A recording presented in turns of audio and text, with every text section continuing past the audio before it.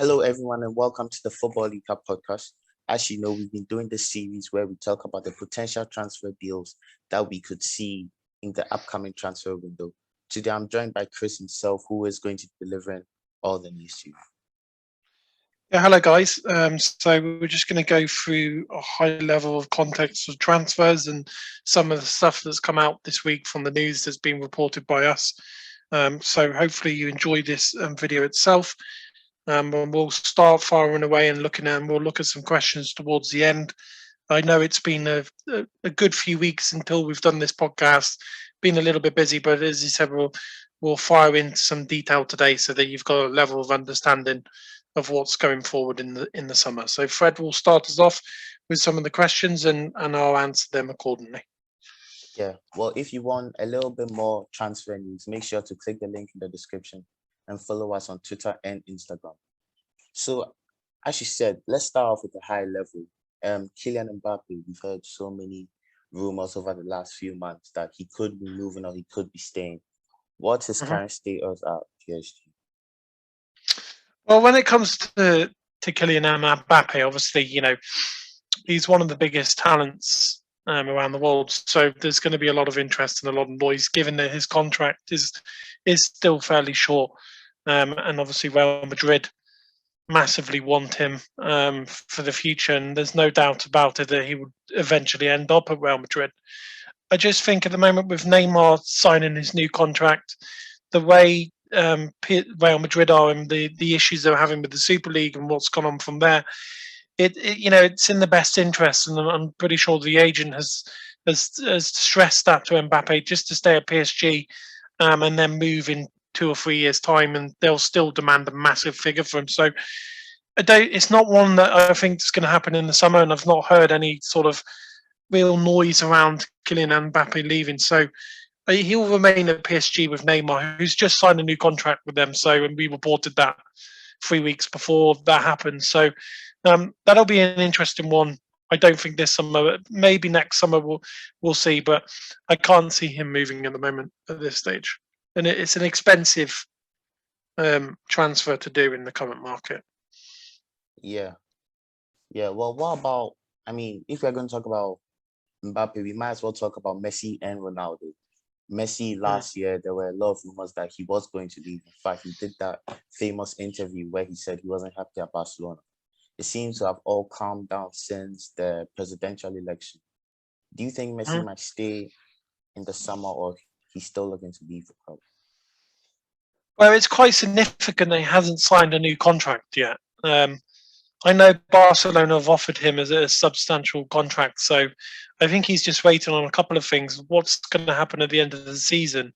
And they're just focusing on the end of the La Liga, which they're pretty much out of the title race now. But I do think that, Messi is one of those types of players that will probably end up staying and then go into somewhere like Argentina to finish off. So I can't see him moving, and I've not heard any news again. It was quite strong last summer where Man City were looking at him, but it's not necessarily the same this summer now. So, they depend on a few factors, and you're looking at the likes of Sergio Aguero that the board very much are interested in having him signed at the club, but they want, and then the Koeman wants to buy. So he's one of the friends of Messi, and that might be a bargaining tool. So, at the moment, as it stands, Messi's going to stay at Barcelona, and I can't see that changing. And someone who's going to offer him a substantial amount of contract this summer. So let's see. It might be like a 2-year extension of this what's been muted, and then him going on afterwards from there. Yeah. What about Cristiano Ronaldo? Obviously, Juventus aren't doing too well this season, as you know. We've heard some rumors that he might be heading to PSG. Even his mom has come out saying he might be going back to Sporting. What do you think his future will be? I think Sporting is too early. I think I know Ronaldo's. He's, what is he, 36 now, 37. So I can't see him going to Sporting just yet. I think that's a project maybe with, the last time he retires. I still think he has ambitions of winning the Champions League and and sort of going from there. And I know there is an agreement between Juventus and Ronaldo is that if they don't get top four, then ultimately he is able to leave, and that is going to pique the interest of the likes of PSG because they like the big names. Even at his age, they'll still take him. Obviously, he's a quality player. It doesn't matter. Um, Having a front three of Neymar, Mbappe, and Ronaldo will be absolutely ridiculous, and that something that PSG would love to have for sure. And you can bet they were going to reach out to obviously his agent and Ronaldo itself just to discuss that deal. But Manchester United there's a small interest there, but I just don't see that anymore. And I think with the likes of Cavani extending his contract, you're probably not going to see that anymore, especially with Sancho coming in. So there'd be no necessarily requirement for Ronaldo. I know it's United fans have a lot of love affair with Ronaldo, but it's not possible at this stage. So PSG would be the only destination. It just depends on what Juventus do towards the end of the year. Um, but Ronaldo definitely wants Champions League football again next year, and that type of player doesn't want to be playing in the Europa League, as you can imagine. So um, it'll be an interesting one for Ronaldo, but he has many options available to him. I just don't think Sporting would be on the cards so early on in terms of the football and the limelight he still wants. So I'll give it maybe the next project after another club potentially. Yeah, but if Juventus get top four, then he possibly could stay to Juventus, which Juventus have come out and already made that statement. Yeah. What about Sergio Ramos? He still has a contract offer on the table from Real Madrid. He's also been linked with the likes of PSG and Manchester United. Do you think he's gonna stay, or do you potentially see him leave? I mean, look, Ramos has been an absolute great servant for Real Madrid, and he's done a lot of good things in there. So obviously, ultimately, they would feel pressured to give him a contract of where they think suitable for that type of player, one of the most legendary defenders for Madrid itself. The issue for Ramos is that the contract on the table is quite a short length of time. I believe it's only a year instead of the 2 years that he wants, and still matching his current contract requirements. So that's where the stumbling block is for Madrid. But Ramos is not short of options in the sense of where he could go. And obviously, I keep quoting PSG, but they are looking at defenders as they've leaked quite a few goals this year, and that's something that Poch would definitely want to put in place. And Ramos is a massive leader at the back, so ultimately PSG are very heavily involved, and that's the only club really that I can see him leaving and going somewhere else. So that would be his destination if he would leave this summer. Yeah. Moving on to Sergio Ramos' centre back partner, Rafael Varane. Same situation, same club that he's been linked to, who are Manchester United and PSG. Do you also see him leaving with Ramos, or do you think they'll with the thing is with Varane is that Madrid have offered him a massive contract, so I just see him staying at Real Madrid. I know there's been links with Manchester United. I don't know how you would feel about that, but I just don't think that United would hold that massive interest in that particular player when they've got the likes of Maguire, he's come on leaps and bounds, and they would want someone like Pau Torres, as I've said. But Varane is a tricky one because a lot of clubs would love to have Varane. So, but he'll end up staying at Madrid. Is my personal view on that, and we've not heard him come out and say he's leaving, but he did make an interview and say my future is already sorted. So it kind of makes you think that he's already got that agreement, maybe perhaps with Real Madrid. So Varane is very much still going to be linked the next 2 months with clubs and stuff like that. But I expect him to stay at Real Madrid as long as they suit his demands, of course. But again, the thing is with Real Madrid at the moment is they've got a lot of issues from the Super League. So we have to be cautious of how they're going to handle that moving forward. But he looks like the likely one to stay out of the two. Yeah, well, moving on. Earlier on in Transfer Podcast 1, You mentioned that Christian Eriksen could potentially move to Leicester City. Well, we've now heard that Bakary Sumari has moved to Leicester City now. Fabrizio Romano confirmed that. Would Leicester still be interested in Eriksen, or would that interest die down? It takes two of both because obviously the Eriksen's a completely different kind of midfielder than Sunamali. So I wouldn't say there, but he is a direct replacement. But there's still some interest in Eriksen. But what I do feel over the last few weeks is Eriksen settled in a little bit into Milan, so it might be a harder requirement now to sign that particular player. But there is always interest for Leicester in those types of players because that will help them moving forward. And he's quite a good playmaker, and he wouldn't cost too much either. Fred's roughly around 25 million euros, I think. So there would still be the element of interest. I just think that it won't be as strong as last summer in the sense of, we have to go and get this deal done quickly. We've already got this centre defence midfielder already in, and they've got Ndidi and Madison, and they've got quite a strong midfield now with Tillemans. So it might not be as strong as it was before. And they might have, and I know from Leicester actually, is that when they found out Sulemani was available and they get the agreement in place quite quickly, that was a massive deal for them and quite a coup. So Eriksen could be one of those signings if needed, but it's not a priority for Leicester City at the moment.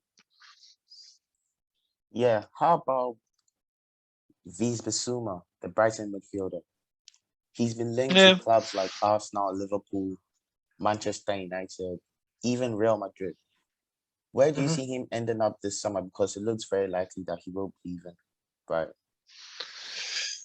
Yeah, I mean, they did a direct replacement with him with Moises Caicedo anyway. That's the type of midfielder that they went for if you look at it. But the Arsenal is the type of club that you could see that player going to. So, if Arsenal were going to spend a bit of money, I would suggest it's going to be that type of player that Arteta would definitely want, because it hasn't worked out with the current midfielders that Arteta has. So if Arteta is to remain, that would be the type of midfielder that they would certainly go for next summer, for sure. And I United holds some small interest in that midfielder, but I wouldn't say he's a top priority for Manchester United at the moment. It hasn't really been discussed in a long detail around that. So, but that these things can change in the blink of an eye. So we'll have to keep an eye on that, and obviously make sure you look on my Twitter news or in Instagram. It will probably pop up at some point as soon as it filters through to me. Yeah, well, you mentioned Pau Torres earlier on. You have reported before that he is Manchester United's number one centre-back priority. Today, we've heard news that Jules Koundé, Imagine that Jules Koundé is Manchester United's priority. We've heard from Manchester Evening News that Varane is Manchester United's priority. So who exactly really is the priority, and how do you see the deal being done? But the thing is about Manchester United is that everyone has their own opinions of which transfers are which, or who's the priority is, and those tend to be briefs, or they tend to be messages that the club give out to sort of move you off the scent, if you will. So, and Solskjaer made a good point where he was talking about we'll make transfers where potentially you wouldn't realise, and the names and those sort of things. So Pau Torres still remains the number one priority for Manchester United. Jules Koundé was looked at very early on in the season, and also in the winter window, but the interest was mooted from there, and he's not the type of centre back that they're looking for. So Pau Torres is very calm on the ball. He's very skillful. He's got a lot of good quality on. He's very good match awareness.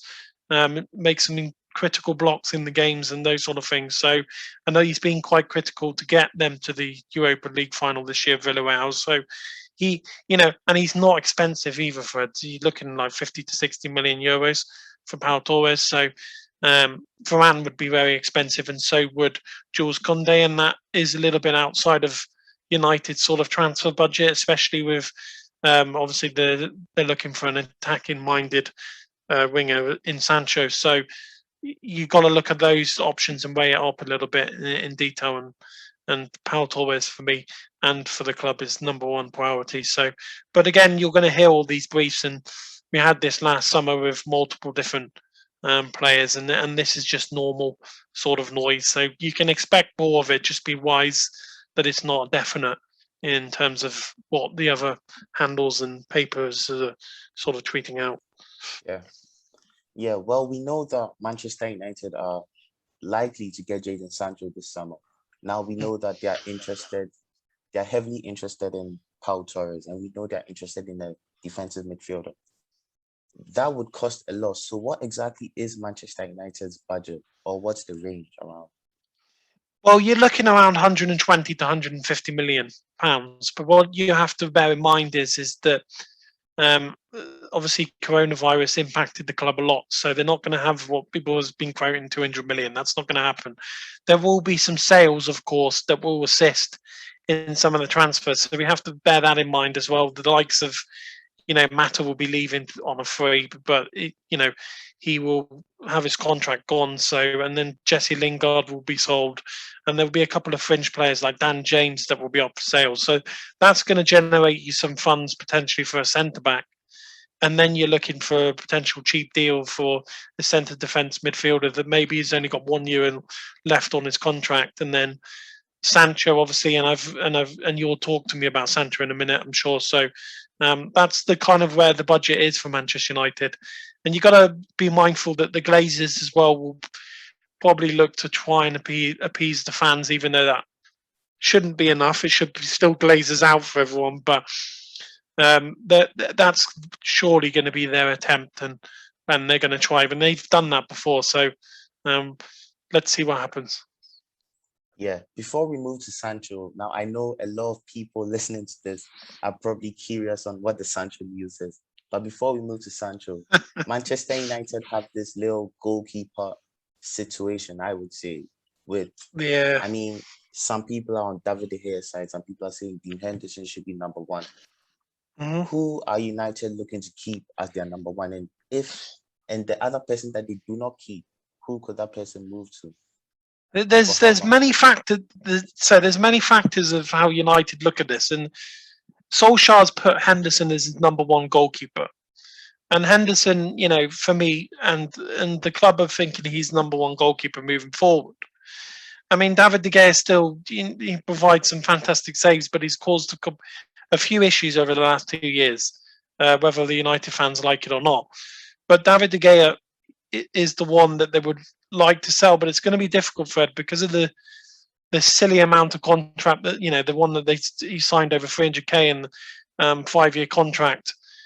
It's going to be difficult to push him on. So, but I will stress this, and I'm sure the club know this as well, that Dean Henderson, obviously moving forward, is the number one goalkeeper for Manchester United, and that is the kind of thing they want. But it just depends on how, or if someone's going to be interested in signing David De Gea. It might just be a loan, to be honest, with an option for a permanent deal. So that might suit United a little bit more, and I think we'll probably hear that kind of deal for David De Gea. But they need to give Dean Henderson.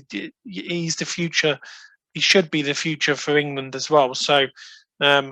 And he's at the pivotal of his game, and he's got that confidence about him to be a Manchester United goalkeeper. So I think that's the way they're going to go. And from what I hear and from what Solskjaer has done with that kind of smooth transition of dropping a goalkeeper, which is never easy because he's been a fantastic goalkeeper for years for the club.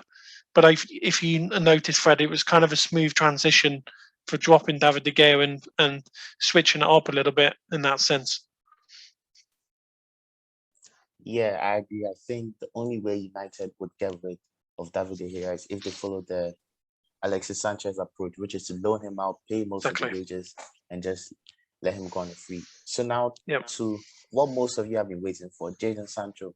I mean, you reported months ago, we have to give credit where it's due, that literally everything that's happened the last few months, you said you gave every step months ago in our Discord server. The link will be in the description. What's the sales now? We've heard that he could be joining United in the next 3 weeks. He could be joining before the Euros, etc. What's actually going on? let's look at this because with Twitter and a lot of handles cause confusion, and I respect that. But with the Sancho deal, and it was informed to me that United contacted Dortmund, and they have been in direct dialogue ever since, and that has been confirmed by Fabrizio just after me. But what's happening with Sancho at the moment is that United want that deal done early, and they want it done before the Euros. And the reason why, and most clubs should be going this way, is because it's going to be difficult to negotiate with a club when one of the players is in the Euros. So that it's difficult to negotiate for players during the Euros. So they will look to do that deal before the Euros, and Dortmund are open to the idea, and obviously Dortmund they won the press quite quickly, but this year, because they're open to sale, they're not too interested in sort of sending out those kind of briefs and those messages. So yeah, Sancho is the one that United want to get done quickly, and making sure that they have that relationship with Dortmund just to get that deal through. And then the interesting thing was when I broke that news, a few hours later, Bide Sport come out with it and said the same thing, and then Sky Germany came out with the same information as well. So I just want people to understand is that when I give information, that tends to happen that way. And there was some confusion on Twitter earlier this week, some nonsense, but that's just the way it goes in our business, and we just have to keep reporting as we do. So hopefully people understand where I'm coming with that one. But as I said, it's just one of those things in our business, and how the news goes out. Because last summer, a lot of people were still reporting Sancho deal right up until the last day of the window, when 6 weeks before I said the deal wasn't going to happen. So people need to understand a little bit more of the context around how that happens with those deals, and understanding where we get this sort of information from. Yeah. Well, moving on to Manuel Locatelli. Yeah, Juventus fan, I'm sure. We've heard some rumors that he's going to end up at Juventus this season. Juventus are really good at these kind of deals. If Locatelli was to join, what impact would it have on the other Juventus midfielders, such as Adrian Rabiot, Arthur, Ramsey, etc.? I mean, Arthur will definitely stay because Juventus spent a lot of money, transferring back and forth. So Arthur's one to stay, and Juventus hold him in high regard. Andrea Rabiot will be the one that's likely to leave, in the sense of hasn't really performed at the highest level at Juventus. So Everton are definitely looking forward to seeing how that's going to go. So it's definitely him going to leave, and Everton are definitely interested in that. Ramsey as well, he's got high wages, so it's going to be a difficult one. It might be a loan, but as I said, he's likely to stay another year. But it's whether or not they can get a couple of midfielders in. But at the moment, Locatelli is the one that they're definitely interested in. It's just not a done deal at the moment. Yeah, if he was to join Juventus, what would the price be? Price is probably around 30 million euros, I would say. Okay, that seems like a good deal. I mean, he's a very talented... Yeah, you got to remember is that from the Serie A clubs, their deals are a little bit different, in the sense of a player going out from the Serie A to a Premier League club, it's going to be more expensive. So they're quite good with those sort of relationships. If you look at the way Milan did that deal with one of these young centre defence midfielders, it would have cost one of the clubs in the Premier League an arm and a leg. So yeah, the deal fee is going to be a lot different for Juventus as opposed to other clubs, which it seems silly, but that's just the way it works for those clubs. Same way as Dortmund would do with Bayern Munich, the same sort of fees and how they work that, because of the way their relationships work. They're quite tight compared to how the Premier League act. Yeah. Well, moving on to another young, talented midfielder, Eduardo Camavinga. Now, you reported a couple of weeks ago on our Instagram handle. The link will be in the description, so make sure to follow us there. That Eduardo Camavinga, Manchester United and Real Madrid are set to battle for him. We've heard that other clubs such as Bayern Munich, Juventus, Barcelona, etc. are interested. Can you give us a bit more insight on this situation? So there's a lot of clubs interested in this player, and you can't be surprised why, because he's an absolute talent if you've watched him. But Manchester United would love to have that type of player, and we would love to play under Paul Pogba. But it's a difficult deal, I will tell you that, even with a year left on his contract. And obviously, Madrid are the front runners for that particular player to come to the club, because you're looking at Modric and Tony Cruz are coming towards the end of their careers, kind of. So they would need that direct replacement. So they are the front runners. But as I said, Manchester United won't be put off by that, but they definitely will be looking at him as the surprise centre defence midfielder. It's just going to be a very difficult transfer to do for United. So Madrid are the front runners. Barcelona for sure are interesting, but they've got a lot of talented midfielders already. So Juventus don't really have a chance at this stage. So he's a young lad. He needs to choose. He needs to choose his club wisely and where he goes to make sure he gets some game time and proper development. So it could be a Madrid switch for him at the moment. So, but as I said, it can change. Madrid might say no, and then Manchester United might come in, which would be lovely for them. But it's early stages with Camavinga. But he's got the world at his feet. A lot of clubs are very much interested in him, and he's a young talent. So there will be a few clubs trying to bid for him this summer, no, without a doubt, and they won't be put off by any other club for sure.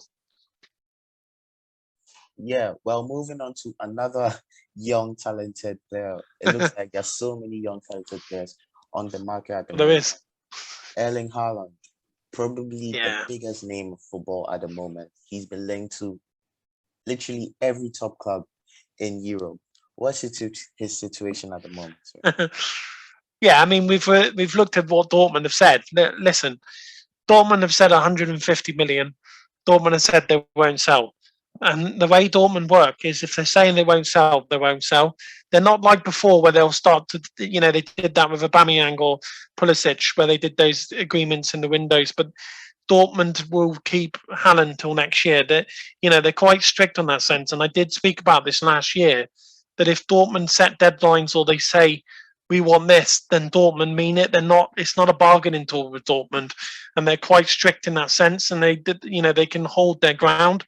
So, and especially with Haaland, so they can go and say, well, we want 150 million, and that's the fact that Dortmund are likely going to get Champions League football now. So they've got it in a better position to keep Haaland, and that's why Zorc's come out with that information. So, if you see those Twitter handles that say, "Oh, Haaland is available," or you could go to Manchester United, then it's going to be nonsense at this stage. But next year, yes, there will be a lot of clubs interested, and Wilder, obviously the agent of Haaland, has shopped around a little bit, and that's quite clever from him. He will do that just so that they can understand early on who's interested in next year. So it's not going to happen this year unless someone goes and say, "Oh, we'll bid 150 million," which no one has at the moment. Obviously in this current situation in the world, so Dortmund mean it when they say these things, and people need to understand.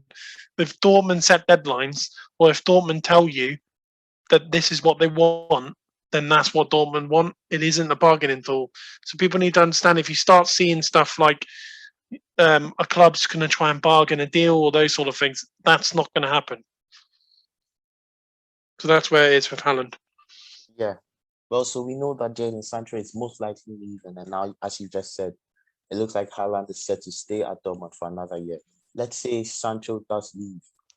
Who are Dortmund currently looking at to replace him? I've heard some names out there. I can't pronounce it, so I'm not going to say it. But You mean the PSV winger, don't you? Yeah, yeah. So yeah. He's the one that they definitely would look for sure. So you're looking at that, but there's potential, and the way Dortmund will do their transfers is there will be quite low fees. They won't look for someone who's at like 50 or 60 million. They'll look for some player that's probably around 10 to 15 million euros, maybe 20, and then he'll be turned into a £100 million player. And that's the way Dortmund have done. They know how to do that, and they do that with many talents. So it's definitely the PSV winger that it looks likely at this stage. And he is an absolute talent if you've seen him. Yeah, I've heard a lot of good things about him. Well, moving on to a Norwegian midfielder, Sander Berg. A year ago, he was one of the hottest young names in the football world. He's not really had a good time at Sheffield so far. I mean, he's been out with an injury for the past 6 months. He's back now. Sheffield are now relegated after a horrific Premier League season. Where do you see him? Very strange season as Where, well. yeah, where do you see him going? Because it's obvious that a player like him isn't going to stay in the Championship. Well, look, his fee in the transfer window would have been about 30 million, and now it's around 12 million. Would you? My question to you, Fred, is: would you like him at a club at Manchester United? Do you feel like he's the one that would potentially be going there?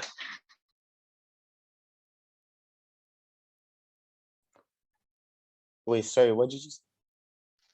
Is he the type of player that you would want at the Manchester United? But as I said, he's going to be around 12 million, which is incredibly cheap. Yeah, I mean, 12 billion is incredibly cheap for a player like him, but I'm not too convinced about him because he was at Genk, I think, before he came to Sheffield United. He played as a defensive midfielder there. He looked good. A lot of clubs were chasing after him, including Manchester United. He came to Sheffield and he's been playing more of a box-to-box role, which I think most United fans would agree with me that that's not the kind of player they're looking for. And I don't think he's that Yeah. quality on the ball. I mean, you look at players like Declan Rice, Kamavinga, etc., and you think, why would we go for Berg when we can go for him? So to be honest, I'm not too convinced. Yeah, and he'll definitely go to a good club. It's 12 million, so someone's going to take a go at that. I mean, he's definitely on the Man United list, quite low down though. It would be one of those things where it might be desperation kicks in, which does sometimes happen. So, but the likes of Spurs, Everton, and those sort of clubs would definitely be looking at him in the summer for sure. So, one of those types of Premier League clubs will be looking for him. But as I said, he's probably not consistent enough for sort of Solskjaer to be looking at, and he hasn't been mentioned. He was mentioned last year, but he hasn't been mentioned this year in this season at all. Yeah.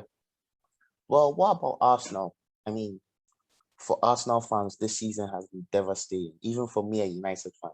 Okay, well, not really me, but I'm so happy that they're failing. But they've had a terrible season. They're currently sitting 10th, I think, in the Premier League. Things are not going well for them.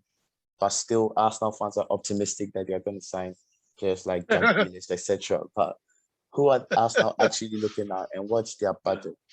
Arsenal don't have a lot of money. Arsenal, you'd be lucky to see them even be about 70 million. You'd be lucky to even see that. The problem is with Arsenal is they've been knocked out of the Europa League, so they won't be playing your Champions League football this season, next season. So that's a lot of money lost already.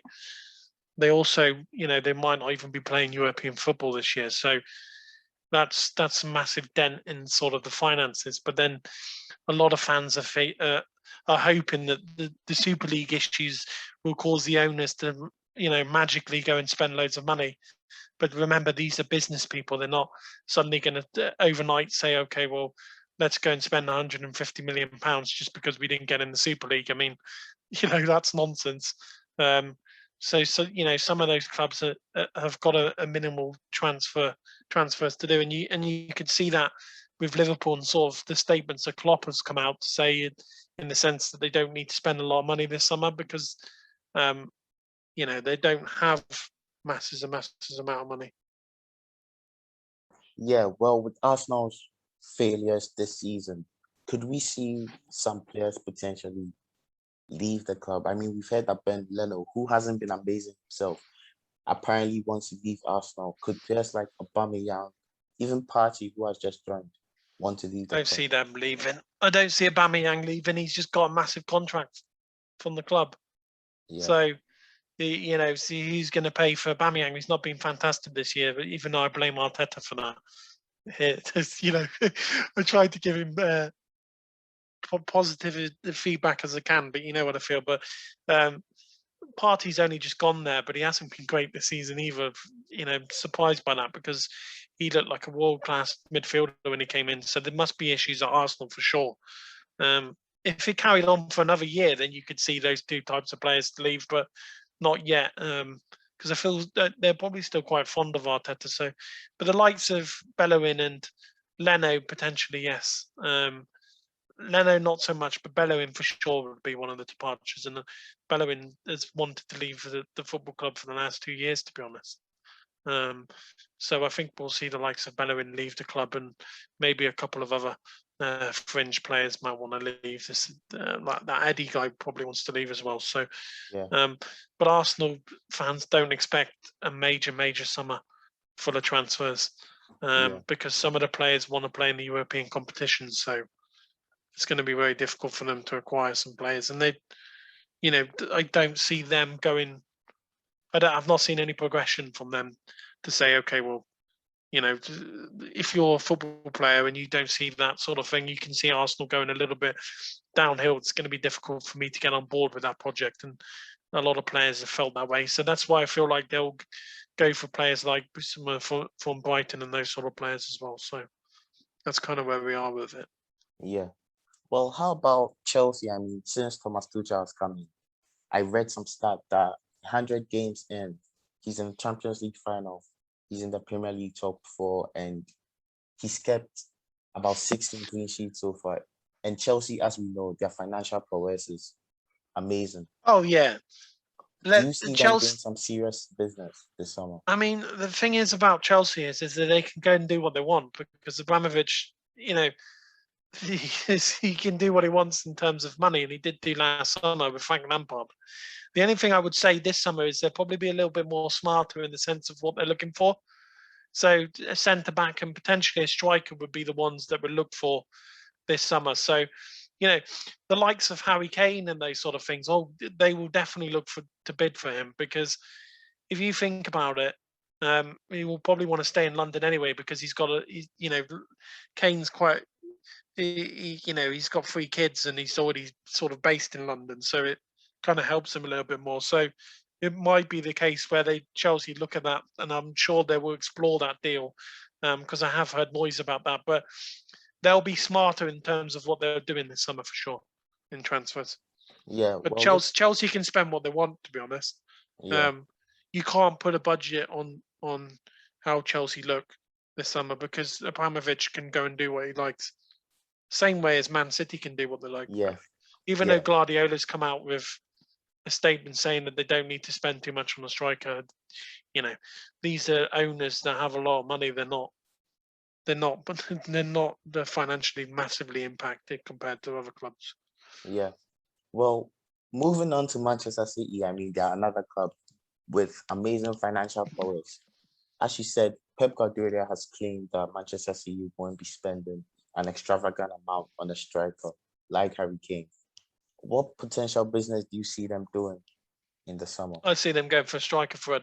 You know, they can come out with as many statements as they want, but I know for a fact that Man City have been looking for a striker, because Aguero's. You got to look at this, Fred, right? In the sense of that Aguero's leaving the club, massive figure for Man City. They're left with Gabriel Jesus.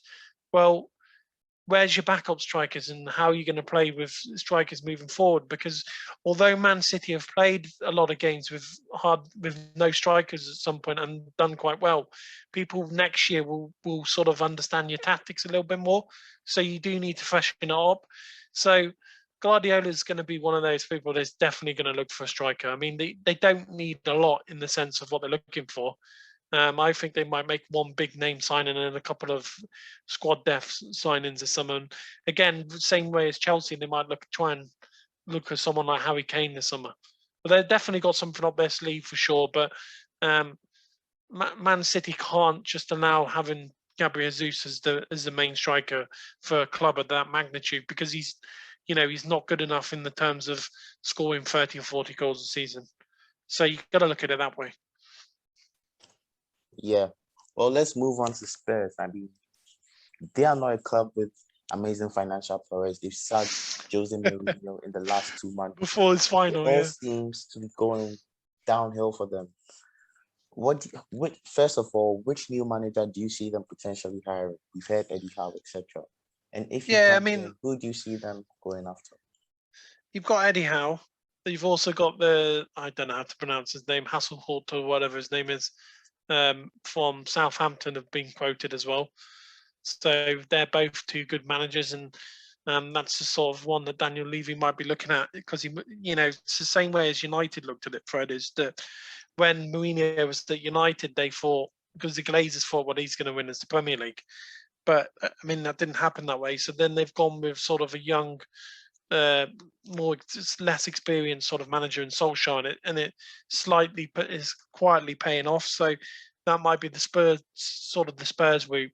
Um, but they'll try and look for big name managers as they do, but it might end up having to look for someone like Eddie Howe in the end, or the Southampton manager if the other ones reject them. But Spurs at the moment are not in a good position, because Son and Kane have still not signed their contracts and refuse to do so at the moment. So and those, without those two players, they're going to struggle massively to even get European places, to be honest. Because if you look at that squad, I don't think they're good enough to challenge for the top four by any stretch of the imagination. Yeah. Well, now we are going to answer a few questions from our Discord users. If you want your questions answered in any podcast, make sure to click the link in the description and join our Discord server. So the first question we are going to be answering is, considering the European Super League was supposed to strengthen clubs' finances, now that it's been supposedly cancelled, which clubs are still financially strong and ready to spend big on transfers this summer? So Chelsea, Man City, no problem. Manchester United will have no problem, in the sense of what I've said in this podcast. Spurs and Arsenal will be slightly restricted, and Liverpool as well. As you can see, they're trying to haggle a deal over the French centre back Kionte, so they haven't got a lot of money, as you can imagine. So those are the ones impacted. And if you look at Juventus, sort of Barcelona and Real Madrid, they're definitely impacted this summer, because Juventus would have tried to got Pogba, but that deal was definitely off at the moment, but it's too expensive for them. So those are the types of clubs that will be impacted, and will be impacted until next year or maybe the following year. But fans are coming back into the stadium, so things should go down a little bit and hopefully resolve some of those issues moving forward.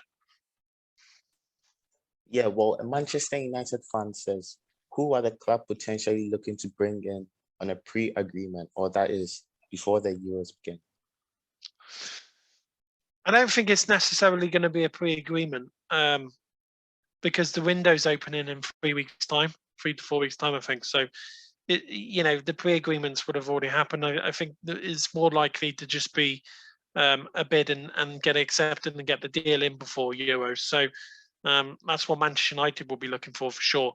At some point they were looking at pre-agreements and those sort of things, but I just don't see that now. If you see what I mean, Fred, in the sense of the transfer window is quite close, so there's necessarily no kind of point. Of course, they're talking to the clubs and understanding the feel of what's it going to take to bring the player to the club. Of course, they're going to do that, but it's not a pre-agreement. It's just them in direct dialogue to the clubs to discuss that interest. And Fabrizio and those sort of journalists have already mentioned that in accordance to what I've been saying. So I wouldn't be looking at pre-agreements because the window's that close. Yeah, well, that brings us to the end of our podcast. Before we conclude, Chris, is there any other news or anything you want to add? So yeah, there's a couple of things. Obviously, we've got the website up and running now, so there'll be a few more things going on there, which Fred manages, which is doing great work, sending some articles. So make sure you keep an eye on that.